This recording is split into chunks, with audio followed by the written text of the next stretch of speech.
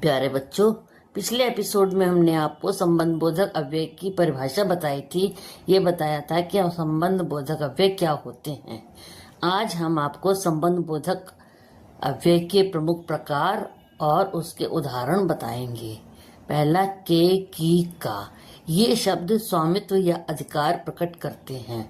जैसे यह किताब राम की है। किताब पर राम का अधिकार प्रकट हो रहा है, इसलिए। यह घर सीता का है।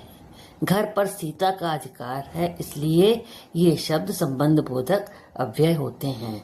के लिए ये शब्द प्रयोजन या लक्ष्य बताते हैं। जैसे यह उपहार तुम्हारे लिए है, तो उपहार का लक्ष्य क्या है कि तुम्हारे लिए है। मोहन राम के लिए किताब लाया, तो किताब का क्या लक्ष्य है कि वो राम के लिए आई है, इसलिए। के पास शब्द समीपता या अधिकार जताने के लिए होते हैं। जैसे मेरे पास एक पेन है। पेन मेरे पास है, मेरे समीप है। राम के पास एक किताब है। किताब राम के समीप है, इसलिए के पास। के साथ होने का भाव। अब साथ होने का भाव भी संबंध बोधक अव्यय कहलाता है। जैसे वह अपने मित्रों के साथ बाजार गया, मित्रों के साथ होने का भाव है। वह अपने मित्रों के साथ मेरे घर आया, यहाँ पर भी मित्रों के साथ होने का भाव है। के भीतर, के बाहर, ये स्थान का संबंध बताते हैं। जैसे गेंद डिब्बे के भीतर है। गेंद का स्थान कहाँ है कि वो डिब्बे के अंदर है। वह घर के बाहर खड़ा है, तो वह कहाँ है, उसका स्थान कहाँ पर है, घर के बाहर। इसलिए ये शब्द भी संबंध बोधक अव्यय के अंतर्गत आते हैं। के ऊपर, के नीचे, ये स्थिति का संबंध बताते हैं। जैसे किताब मेज के ऊपर रखी है।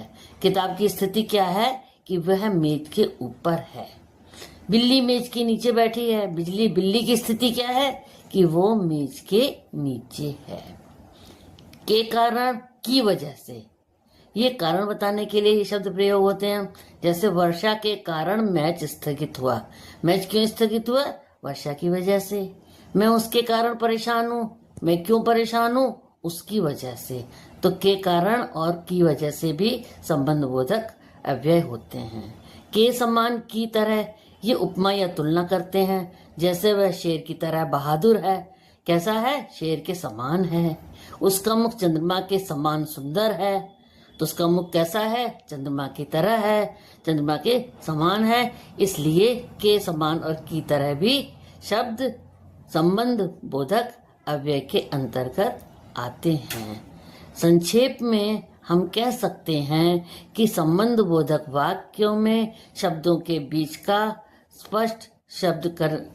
का संबंध स्पष्ट करने का कार्य करते हैं। इसलिए ये संबंध बोधक शब्द कहलाते हैं, संबंध बोधक अव्यय कहलाते हैं। अगले भाग में हम आपको समुच्चय बोधक अव्यय के विषय में बताएंगे कि समुच्चय बोधक अव्यय क्या होते हैं। धन्यवाद।